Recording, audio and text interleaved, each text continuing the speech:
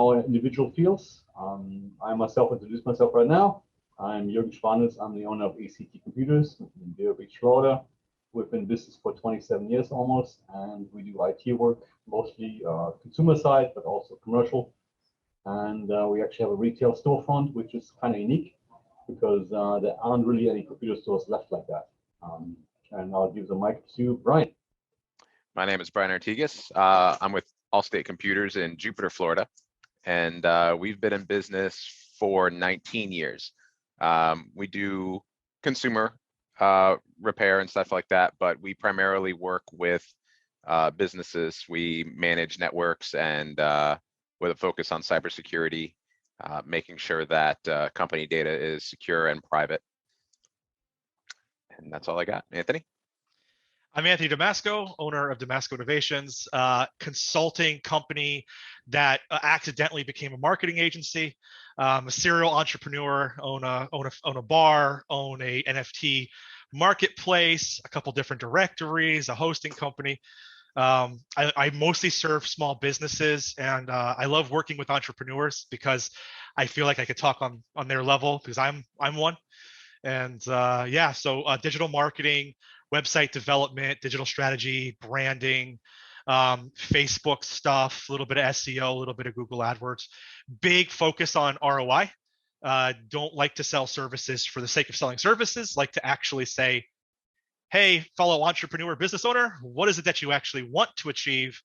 Here's a whole toolbox. This won't work. This might work. This could work. Let's try it. Right. So that's pretty much the whole deal. So very cool stuff, though, for sure. Jürgen, where do you want to go? You want to talk about a little bit about some of the virtual reality stuff that you're getting into? Yeah, exactly. Let's cover that a little bit. Sure. As we all probably noticed, Facebook is investing quite a bit into Web 3.0, and it just changed the name to something really funny, which makes no sense. But anyway, they are really getting into the game of taking the internet to a different type of setup. I mean, I don't think it's going to be, like we see on Star Trek, but it's going to be more of a virtual environment where people can actually go to a car dealership, put on the headset, VR headset, and experience looking at a car in different colors, sitting in the car before they order it. The same thing with video conferencing, putting on a headset that's actually VR with 4K compliant, and actually having sitting in the boardroom far away with other people and actually having seeing the expressions on their face, which is a big deal. So that's all upcoming. We actually just partnered up with a company out of Sweden. We're actually getting a 4K headset in next month. That is just business based, not for consumer. Will be a 4K headset, VR headset for just video conferencing. So it's interesting to like kind of think about this whole metaverse Web 3.0 thing. I know that Google just kind of announced don't worry guys, the internet isn't going to change that much. We're ready to adapt to the 3.0 and just kind of seeing how like Google search is going to affect small business. I mean, I think what there's talks of doing is converting the Google My Business profiles into metaverse shops. So that's interesting. So it's super important for business owners to actually have their GMB figured out, because in the next 10 years, we already know it's going to be crazy. Someone will actually be able to walk in your virtual storefront and interact with those products. VR started off with a bang, and everybody wanted VR a couple of years ago, and it sold quite well, and then completely just almost stopped. Nobody wanted VR anymore. It was kind of like the 3D televisions. Everybody went out and bought a 3D TV, and then they said, "Oh, heck with it, we don't want it anymore. It's not interesting."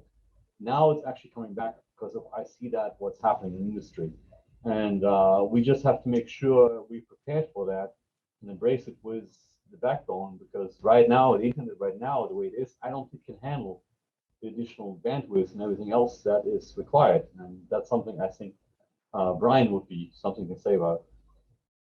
Well, the VR as it stands with business, there's actually some really cool applications in multiple different industries, but one of them being construction. So my wife works for a good sized construction company, and they have VR as part of the building information management systems, where once everything is actually put in place, you can walk around with it's augmented reality, where you can walk around with either a headset or have a tablet, and you can hold it up to the walls and you can see all the systems that are in those walls. So you can see plumbing, gas, electric, whatever's in there, in the ceilings and the walls and stuff like that.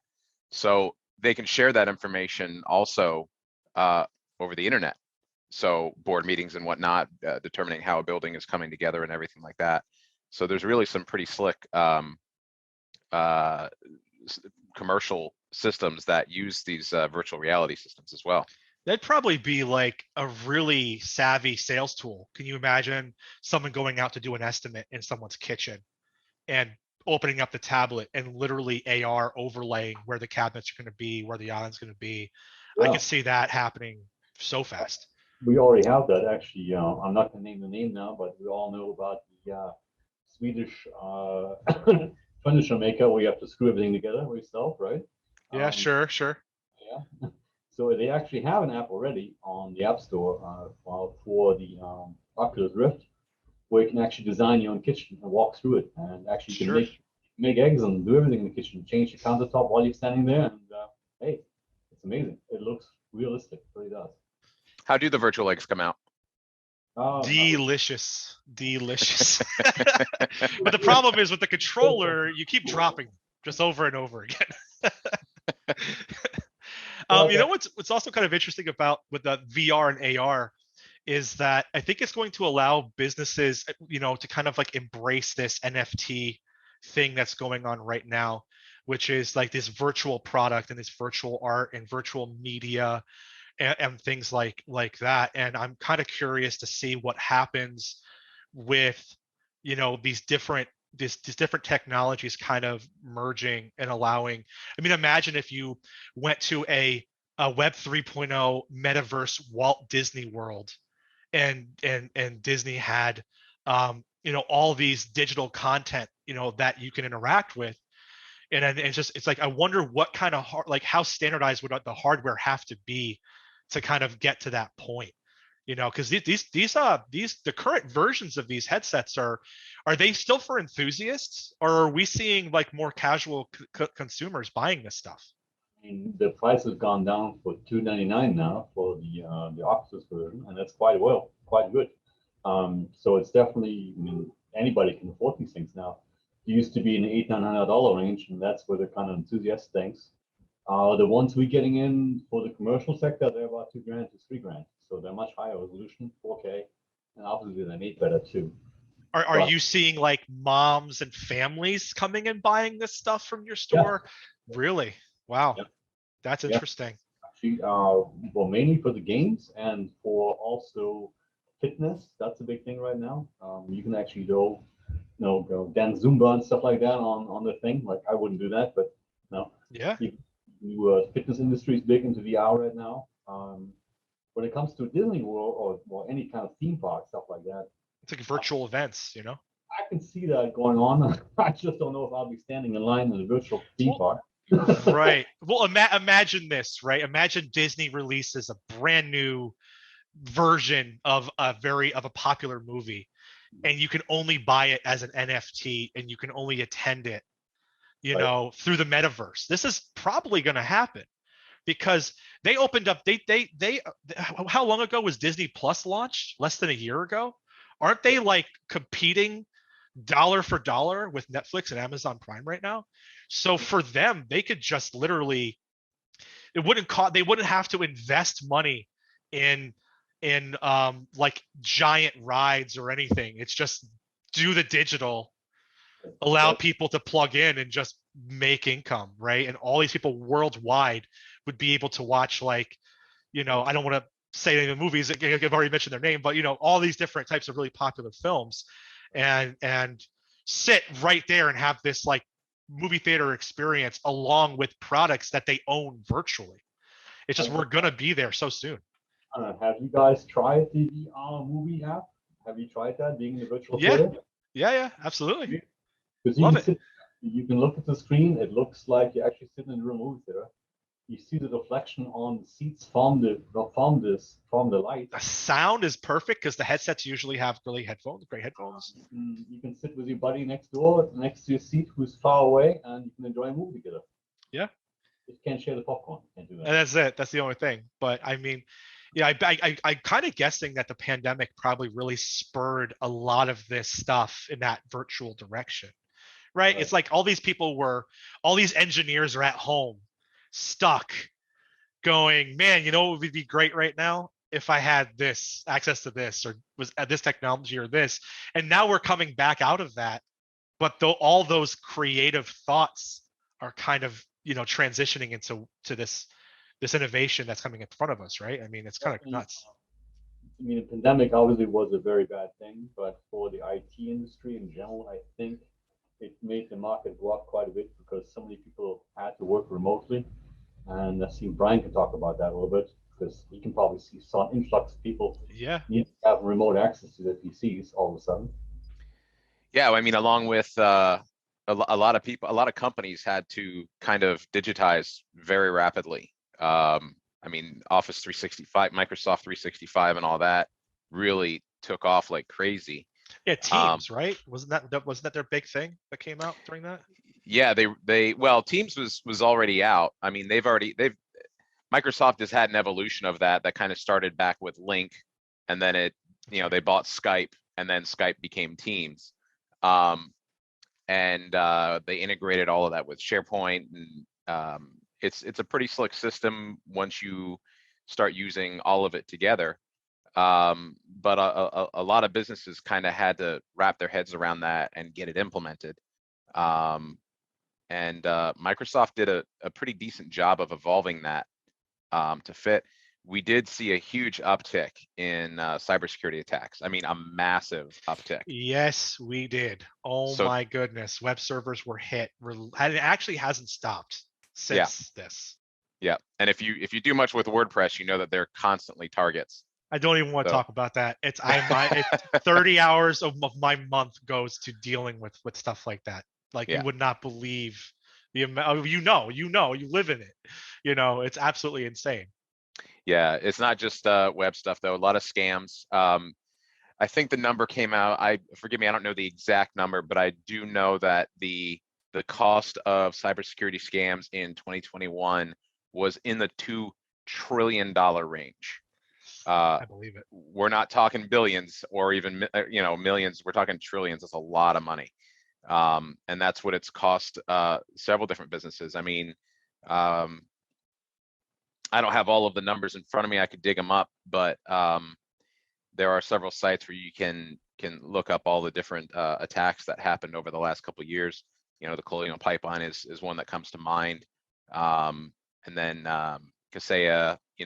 Microsoft actually got hit.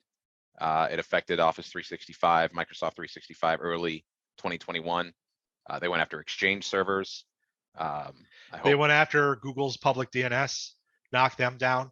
They actually did. They did so much disruption to Google's bots that crawl the internet that kind of are in charge of ranking, that if you can actually go into Google Search Console and see days of stalled data and petabytes of world data lost because they had to scrap the data because it wasn't reliable, because these bots were compromised and they couldn't connect to the various sites, or they couldn't tell what was real and what wasn't real because these sites were going up and down like crazy.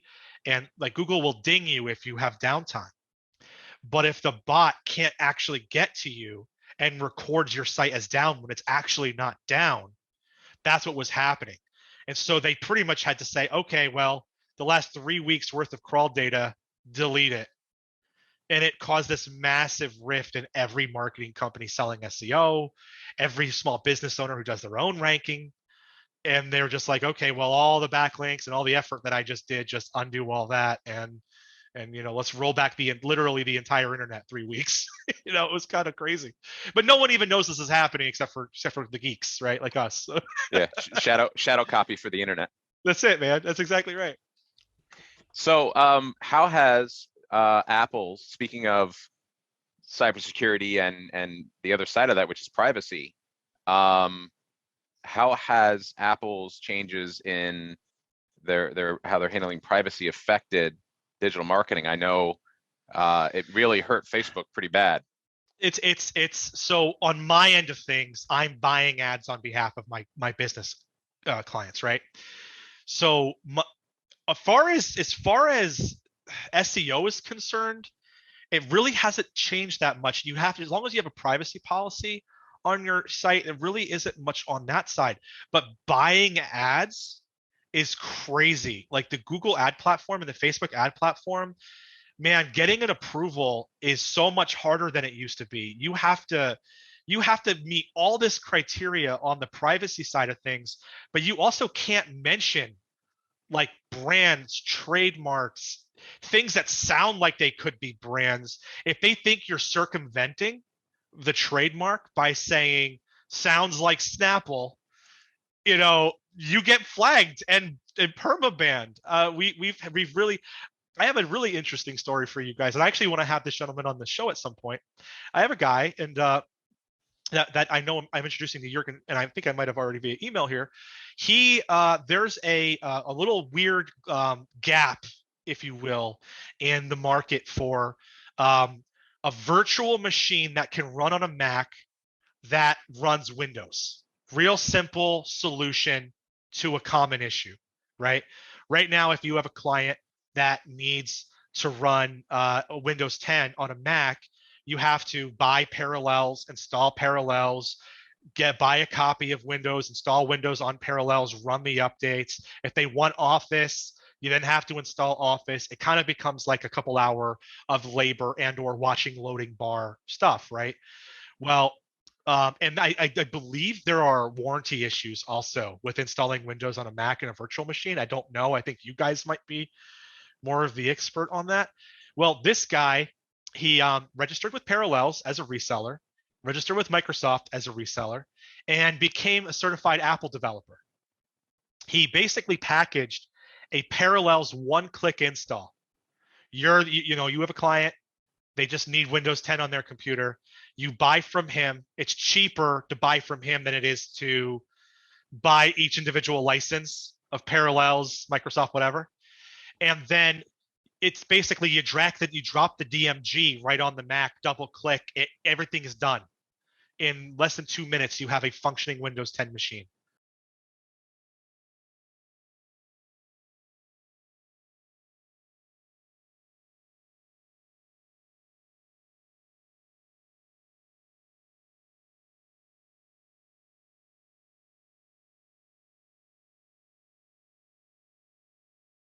Business, obviously. We're running into, as everybody knows, and the whole industry knows, about hardware shortage. We're running into the chip shortage problem like everybody else. Yeah. Like manufacturers, I just heard that Toyota is scaling down the production big time because they can't get certain chips to their cars. I myself, I'm waiting on things left and right. We're talking about the VR, equipment, and even that's hard to get right now. In order to run a high-end PC that can handle VR, you have to have a good video card, as we all know. Yeah. So, like a 1060 or a 1600 video card won't really handle that anymore. So we're going with like a 3060 GTX or a 3070 these machines, and normally you can buy those for like $700 all day long. Now it's like $1,500, $2,000. Is that because of material shortage, or is that still from like the crypto No, craze? it's a material shortage. Well, the crypto did one thing because everybody went out and bought a video card for crypto mining. That was the first one, and I think this time it's really just a shortage from the manufacturers. They just don't have enough, or I don't know what they're trying to do. Maybe they're trying to restart the market to bring up the prices. But Yeah, I can see that. I mean, I just got an offer for $3,500 for a 3080 with 16 gigs of RAM on it, which is an amazing card. I mean, Yeah. who can spend that money? So that's a very hard thing to do. We would like to build gaming machines every day, but getting the video card, that's the problem right now. Really It's interesting if a company came out right now, US based, and they just said they were a graphics card company and they would probably clean house, right? You know, like now is the opportunity for a domestic business to come out and manufacture these cards, and they would just buy because they're already here. There's probably a market. There's probably room in the market for it. I'm sure you're Well, blind into the same problems. So yeah, we are. I mean, Intel has just invested like something like $20 billion into US fabs, but the problem is that these fabs, they take the time it takes to bring them online. The US government has invested money in, I believe, grants. I don't know that to be 100% true. I know they've invested a ton of money into trying to get some US fabs, chip fabs up and running.